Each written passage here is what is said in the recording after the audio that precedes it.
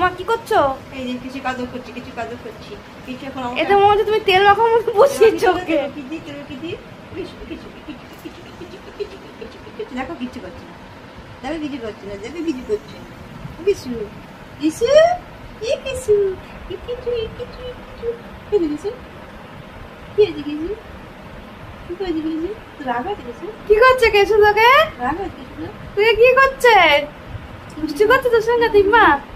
খেলছে তোর সাথে। কি হয়েছে বল, কি হয়েছে? কামাকামি করছিস কেন? কামাকামি করছিস কেন?